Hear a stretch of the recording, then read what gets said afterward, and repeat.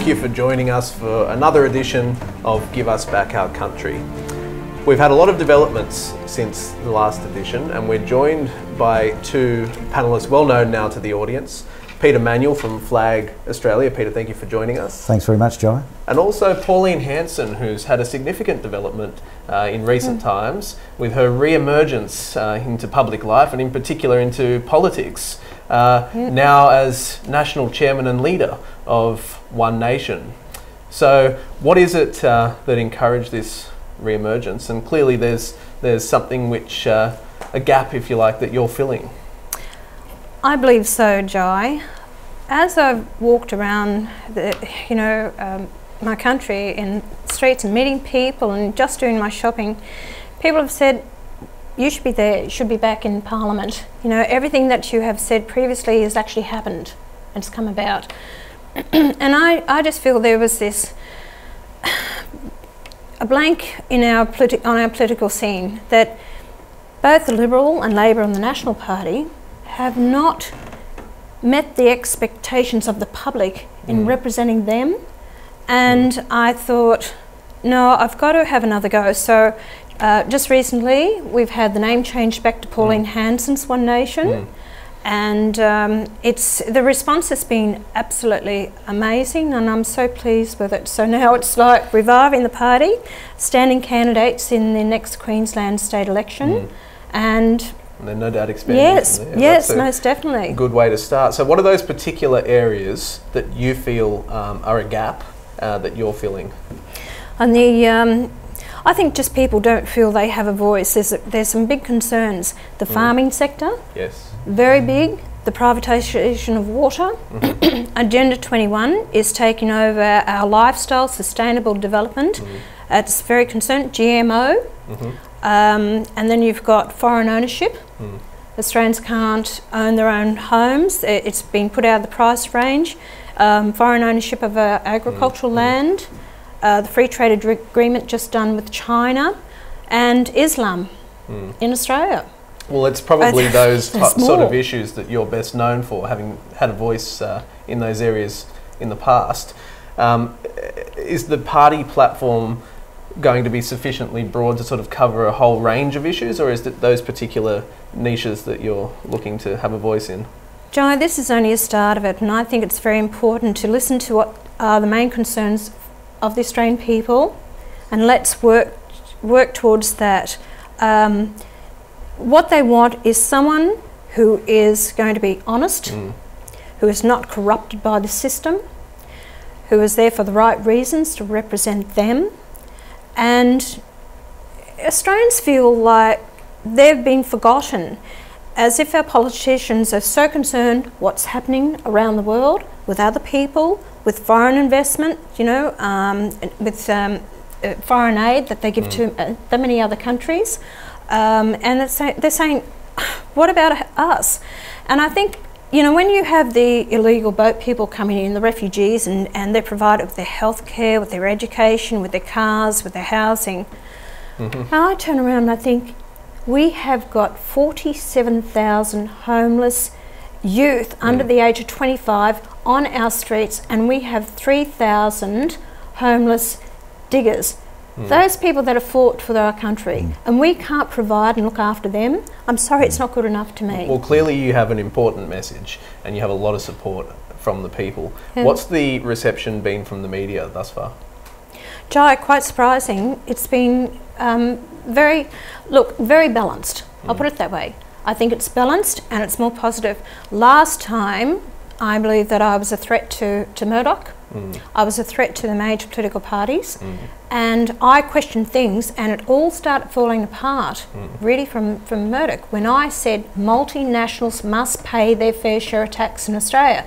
And I said that back in 1997, 98.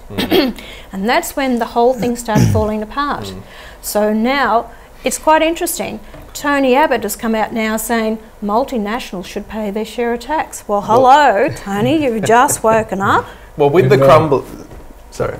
In Queensland, a big issue in the country for farmers, and they don't think the major parties are handling it, is in relation to CSG mining on, not mining, but on mining on prime agricultural land and threatening underground water. Now this seems to be a big issue. The two major parties don't really seem to be answering that. What's your position in relation to that? Been totally against it, David. I have spoken out about this on numerous occasions, and it destroys the water supply. Here we have about 40,000 wells across Australia, the coal seam gas. Now they're saying it doesn't affect it, does affect it. And what happens is that after the drilling goes down, it releases the gas, and we have what is methane gas is being found now in our river systems, and it does have a big impact on our water. So we can't risk it. Another thing is that I've been told is that about 95 to 98% of profits leaves the country. We don't make anything out of it. They're coming out here and just using our land to reap this country, whatever they can get out of it. Did you know that in New South Wales they sometimes have a tax holiday from royalties? So not only do they get the infrastructure, not only do they get the access to the land, but then for a period of time, some of them have not paid royalties. But that apart, you mentioned the politicians, and some people argue, Jai and I, for example, have argued, that politicians should be made more accountable. Oh, definitely. That the people should have the power, for example, to recall governments. They should have the power to introduce their own legislation by raising a petition and having it put to a vote of the people. What's the position of your party on that? I brought out that policy. It's called Citizens Initiated Referenda, and that was one of our policies in 1997-98. Fully stand by that. I think the people have a right to make the parliaments accountable, and that is the only way that it should be done. And, you know, to withdraw legislation that the people are not happy with, and to introduce legislation to the parliament at the wish of the people. And I think, correct me if I'm wrong, I think it works very well in Switzerland, doesn't it? Oh, superbly. Yes. They've just had two, well, they have referendums all the time, but a while ago they had one which said that the government had to reintroduce a quota on immigration because of their arrangement with the EU. They had absolutely no control over the numbers. Now they've just had another, and that was to reduce the limits. The people rejected that. They said, we're happy with 75,000 people coming in. We don't want it reduced to 15,000. Yes. So the idea that the people will always be extreme and always vote against reasonable measures is not true. The people exercise their judgment in a particular way. Don't you think that we have a right to have a say? I mean, say the politicians are basically in caretaker mode of the country for that short period of time, and yet they sign us up to agreements that takes us years into the future. And in Switzerland, incidentally, just on that, not only can they bring laws to the people by petition, you can say, well, we want this law looked at and we want a referendum on whether that law should continue. The same thing applies to treaties, and some types of treaties are considered so important that before they can go into force, for example, joining the European Union, before that could go into force, it would have to be put to a referendum. So most treaties, any treaty can be recalled for a vote by the people, and some treaties have to go to the people, and that's a real direct democracy. The other thing that you said is that people have a right. I think they also have a responsibility. And in Australia, and I think that's another thing that we could be reconsidering, but at the moment we certainly must vote, or at least we must turn up at the polling booth. So for you to say that they have referenda all the time, well, they certainly have it regularly, and I don't think that's an unhealthy thing for people to consider issues of significance at regular intervals. And for people to need to do that, they must surely have to be more informed, and I think it would encourage them to take a greater interest in the issues of the nation. People stand up and want a free country. A free country is not held without striving for that and to work towards it. It's not just given to us, and it can be taken away from us very easily. So if the people don't want to take an interest in politics and who they're voting for and why they're voting for them and have a say, they have no right to live in a free country. You've got to fight for it. Pauline, on behalf of Flag Australia, we'd just like to welcome you back. Thank you. It's been too long, and you're certainly badly needed. you speak the truth, you've got a big heart. You mentioned before about politicians need to be held accountable. I think a lot of them need to be held liable with what's going on in this country. And what you mentioned earlier, David, in regards to royalties in South Australia, the Labor government, the Liberal government support it with coal seam gas mining. The mining companies have got a honeymoon period, 5 years, where they don't have to pay any royalties. I'm a farmer, and Pauline supports farmers 110%, and we really thank you for that, Pauline. And we're being pushed off our farms because of water rights and a right to take water levy whether we use it or not. And this Labor government in South Australia, I hope I've got the right camera because it really makes me mad, but this Labor government in South Australia, in the eastern Mount Lofty Ranges now, have hit us with a right to take water levy whether we use it or not. Where are the Liberals on this? And I hope we can stop this, because the western Mount Lofty Ranges, they were talking about them not paying. Well, sorry, it's a level playing field for all of us. Whether you're northern, western, eastern, southern, this right to take water levy is a disgrace, and I didn't think that we'd ever see anything like that in this country, and this is communism at its best. This is mirrored in the other states. In New South Wales, for years the farmers have had to put up with the Native Vegetation Act, Yes. which is similar to laws in South Australia. Now, the Shooters and Fishers Party introduced legislation which was supported strongly by the farmers, which would have liberalised the regime over them in relation to native vegetation. It was the Liberals and the Nationals, believe it or not, who voted against this. I can't believe it. In the Parliament. And there's outrage in New South Wales farming circles over this. So I think my getting back into politics and giving people the opportunity to vote for someone other than the major political parties, hopefully will actually make the political parties, Liberal and Labor and the National Party, more accountable to the people. And this is what happened the first time around when we won seats in Parliament, that John Howard introduced a lot of my policies and ideas because he had to pull back the voter. Before that, he just did what he wanted to do, but he knew he was losing support, and that's why it's important for people to get behind One Nation. Clive Palmer, I thought, would be the answer to it. He hasn't. He's imploded, he's losing his members, he doesn't respond to people, he's not interested in the people, he's not interested in the public, and that's a shame. I would have got behind him if I thought he was the right person, but I don't believe he is. Where does your party stand on the restoration of the Legislative Council in Queensland? I'd dearly love to have it, rather than have a government just pushing through legislation. And in Queensland, they overwhelmingly hold, I think it's 89 seats, and they hold 80 of those seats. Correct me if I'm wrong. I think a couple of independent, and there's only about 7 Labor seats. The rest are actually LNP. And we lost the upper house, and I think it might have been about 1921, around about that time. And what I can understand, the people were never asked. Yes, they voted against it. There was a referendum, they voted against it. Parliament nevertheless went ahead and abolished it, and also put in a provision that the people had to agree to it being restored. Oh, okay. But I'll tell you what, I'm not going to make an election issue, because I think people in Australia are over politicians. I think the feeling is they think we've got too many politicians. But for the people, as it's the House of Review, and it just makes sure that the lower house doesn't push legislation through, I think that's a good thing. Definitely. It's check and balances, which we don't have in Queensland.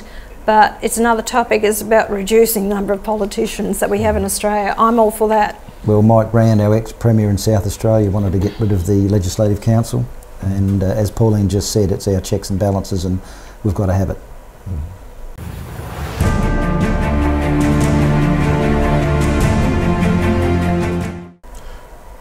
The government is still having problems with its budget. It is its weak point. Professor Judith Sloan says that some of the proposals put up by the government, even if they were passed by the Senate, are not good public policy. She signals the GP co-payment, which will feed into a $20 billion government medical research fund, which she doesn't think is wise. Changing the interest rate on existing HEX debts, not requiring the universities to bear some of the risk on new loans, and in particular the denial of unemployment benefits to young people without also attending to the problem that Fair Work Australia has created, that is, by pricing young people out of employment. And we'd add putting in the pension age at some distant time in the future. Why say now that the pension's going to go up to 70 at some time in the future when the government may not be in power? These are unavoidable, but why try and do this sort of thing now? The budget is indeed a problem for the government. Is it just a question of bad advice? I mean, what is it that's led to these completely silly timings, if nothing else, but arguably poor policy? They do have a big deficit problem. The deficit is enormous, it's getting bigger. In other words, government expenditure is too high. The solution is not to increase government revenue. We don't want more tax. It's for the government to live within its means. And when you see, for example, take some areas of dependency.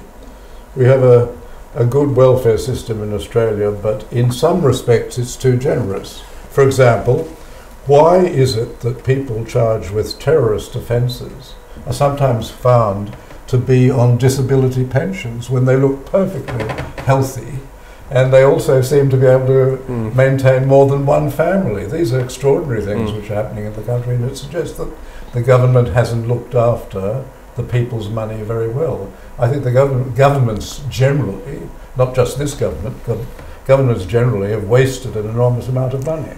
I think that we've got a situation with foreign aid. I'm not saying that we shouldn't give any money to foreign aid, but the whole point of the thing is charity begins at home. And I believe that we should start looking after our own people first, and if we've got any surplus and there's another country in trouble, well, maybe we can help them out. But I was brought up that charity begins at home. But what's the point of that? I mean, is this just about external perception? Do they want to look good on the world stage? Is that what it is? Because at the end of the day, the people who you would expect would be voting for the coalition are not going to be swayed by cutting foreign aid budgets. Well, I'm just wondering whether our government's in control, or is this we're being told what to do by the United Nations? There's got to be a degree of that. Countries around the world are expected to give so much a percentage of their GDP to foreign aid. The Greens wish to actually increase it up to around 15% of our GDP to foreign aid. Why not 20%? I must say that the Abbott government has reduced our foreign aid. We were giving, I think it was around about 7 billion, and they've reduced it back to under 5 billion. So they did reduce it back. Part of our foreign aid, and which is so wrong, is that we give around about $650 million a year to Indonesia for foreign aid. I find it a corrupt country. I don't believe that we should be giving them that sort of money when Australians need it. And just recently, the Indonesian president who came out here was asking our Prime Minister about more money for their infrastructure. I'm sorry, I think Australia needs some infrastructure. When there's a genuine need, I think Australians are willing to give, like if there's a tsunami or something like that, and we do. We've been very generous, but you know, I'd like to help, instead of looking and handing more money to some of these countries that are corrupt, and Papua New Guinea is another one, that it has been reported in their papers about the corruption up there, and the money is not going to the people. But if we're going to help someone, I'd like to help East Timor, where a doctor is there working by himself trying to help the people. We've got women that are actually dying from pregnancy and childbirth. We've got people that we do bring to Australia for the operations. I think it's a great cause to help people who are truly in need, and I have no problems about that. But I think charity begins at home. The Rudd government significantly increased aid to African countries and to the West Indies, principally to buy votes so that we could get a temporary seat on the United Nations, which is going to phase out very soon. But they spent billions of dollars to get the seat on the United Nations Security Council, which can't do terribly much anyway. And temporary members of the Security Council are not very significant, because if they take a decision, if they come to a decision, it has to be a decision of the 5 great powers. Without the 5 great powers agreeing, the Security Council can't act.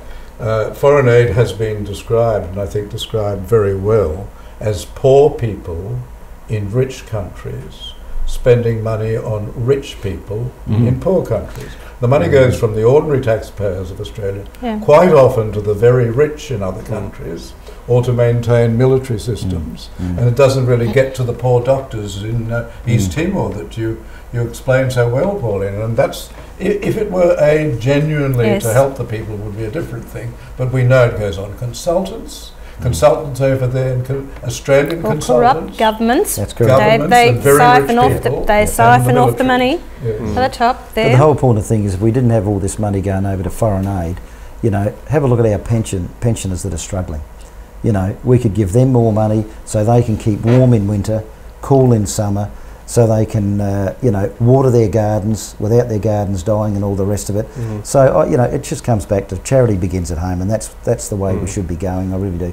And that's why I keep saying, Pauline, you're badly needed, because there's nobody out there that's looking after the people of Australia. I just can't understand the poor advice that they must be getting. And you're talking about pensions, also the Defence Forces. We've seen the exact mistake that the Rudd-Gillard government's made, where there was a suggestion that at Christmas time the Defence Forces would not be given their flight to return home to their families. Now, why would, after it went down like a lead balloon, there was a big campaign against it, and now the Abbott government had done the exact same thing, and they've since reversed it.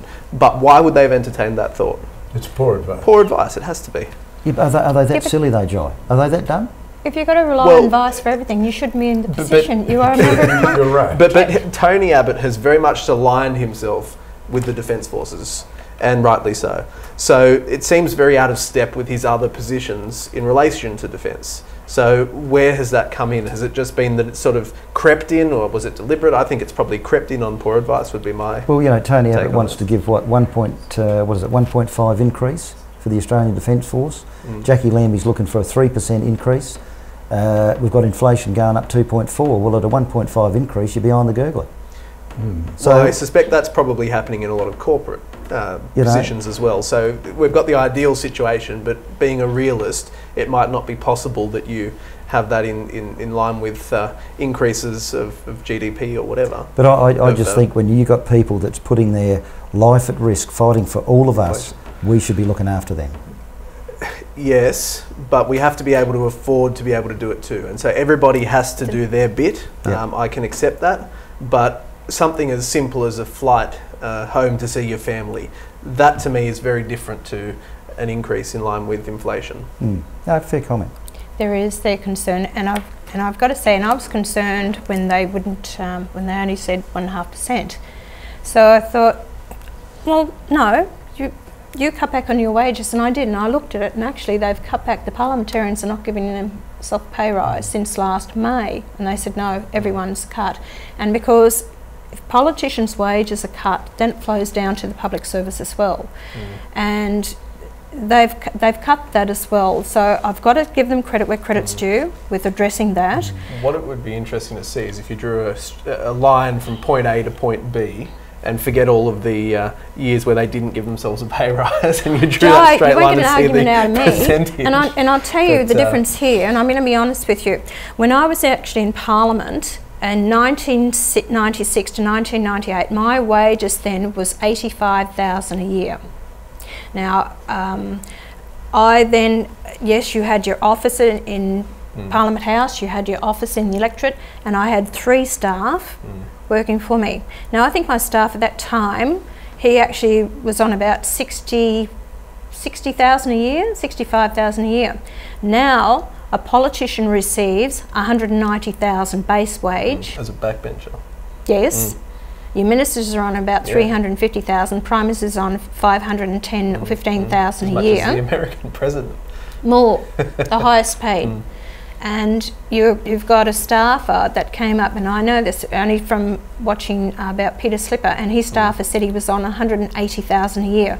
So your wages have more than doubled for parliamentarians, plus their living wage for home for allowance. I think every just backbencher member of Parliament with staff is running an office and everything would, being conservative, would cost the Australian taxpayer about $750,000 or $800,000 a year per Because member I thought of it was Parliament. about 1 million. I made a rough mental. Well, yes, look, David, it could be. I said I'm being very Yeah. conservative when you're taking their flights, their car, their fuel, and see All they've their lost touch with the average person. So when they go to fill up the fuel, they hand their card over. They're not pulling the money out of their own pocket, and this is where they've lost touch with the average person. They're not in touch with people, and they've become career politicians. So it's handed down through the family. And I disagree that by paying more in terms of their salary, that you get a better quality candidate. Totally agree with you. I mean, I think that they should be paid a respectable wage for doing a good job, which they're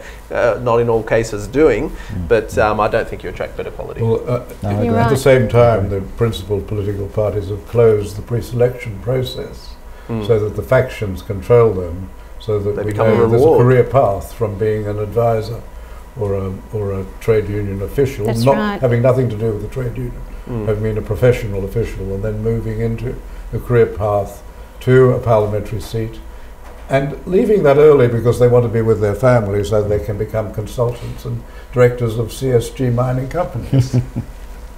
We do need to pull back the debt. I have no problem with the co-payment because not everyone is going to be hit with it. It's still up to the doctors to decide whether they will charge that co-payment of $7 to their clients. So if they feel that you're not able to pay, you're not charged for it. But those that can pay, $7. Now, $2 goes to the doctor, $5 to the government. And with the co-payment, if you pay it, you've still got 10 payments a year, 10 visits that you pay the co-payment, and then after that, there's no co-payment.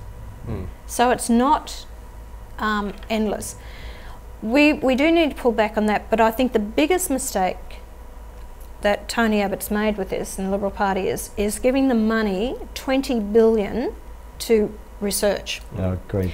Yep. Australians are very much in supporting their programs, cancer research and other medical research programs. We give a lot of money towards that. Where I would have liked to have seen that money go, and I think Australians would support it, is put it directly back into our hospitals. Give the people of Australia the opportunity to have their necessary operations. The people now want their quality of life. Not put it into research and possibly helping pharmaceutical companies and everyone else to make more money. I'd like to see that money go directly to helping people now. What I thought it was good in one respect was as a deterrent to those who flippantly go to the doctor. I want a sickie today, so I'm going to go and get my sickie certificate.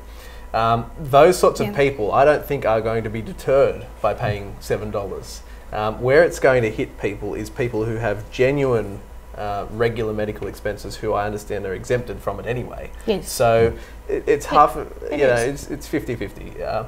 But as a public policy position to try and sell that, was it something they really had to do now? Because they were going to make a lot of enemies from it. I don't think it was ever going to be a popular policy. It wasn't going to reduce the deficit. It was going to go into this $20 billion And it should have been fund, which reducing would have a damaging effect on raising money, because none of those funds would ever get any money from people, because everybody would say, oh, well, that's included in our taxes. We're not going to give you any money. So it wasn't sold correctly, But but if we're we've in- got to look at reducing our debt. If we're in so much debt, why not just pay the $20 billion off our debt? Yes, exactly. If we're so badly off, why not just pay that $20 billion straight off? Let's draw people back to, we are paying $1 billion a month in interest alone exactly. on our debt. And this was a debt that was brought about by the Labor Party, Definitely. the Rudd and Gillard governments, Yes, and that's yes. why we've got this debt. But the party is over. Yeah, But you know, if we have a look back over the years with a Liberal Labor government in, where are we? Labor runs up the debt, Liberals sell everything. We're not going to have anything left to sell in a few years' And that's time. an important point too, is what happens with the proceeds of Medibank. That'll be an important point. Exactly. Well, it's been a fascinating episode of Give Us Back Our Country. Thank you for joining us. We want you to be involved in the debate. We are on Twitter. We use the hashtag GUBOC, or GUBOC. You can also follow David and myself on Twitter with the Twitter handles Jai Martinkovits and at Prof David Flint. Make sure that you also check out Flag Australia's website, flagaustralia.org. Correct, Joe. And also make sure that you check out what's happening with One Nation under the new leadership of Pauline Hanson. Thank you. And that's onenation.com.au. .com.au. Make sure you check Thank it out. Until next time, this is Jai Martinkovits.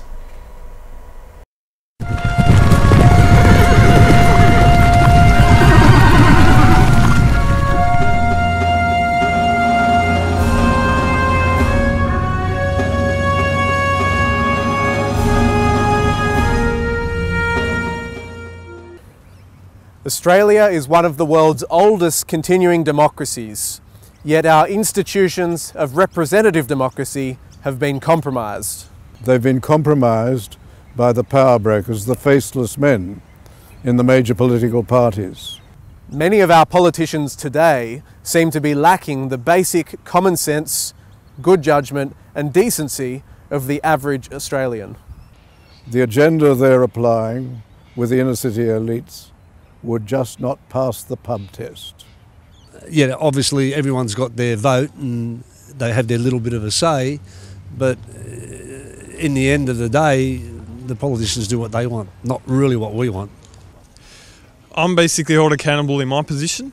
However, the politicians are not held accountable between elections. So they might come out and say one thing at the start of their campaign, and then as they become elected, they do the completely opposite. Yeah, they're not thinking in the people, they think of themselves in the pocket. I don't think much of them, to be honest. I think they just say what people really want them to hear. It's unfair. Yeah, when the politicians say something, I don't always believe it. I think they do no justice to our vote. We vote for them, we honestly believe what they're going to say. If they don't fulfil it, then we hopefully get rid of them next time. If they should make a promise, they should keep it. I guess it's not very fair on the people who they make the promises to, I guess. I don't know how you change it to make it any better, but I'm sure there's a better way. They should be kicked out. Increasingly, Australians are demanding that our politicians be truly accountable, not just every 3 or 4 years in blank cheque elections. Truly accountable, as nurses, doctors and journalists are accountable on every day of every week, of every month and of every year, just as you are.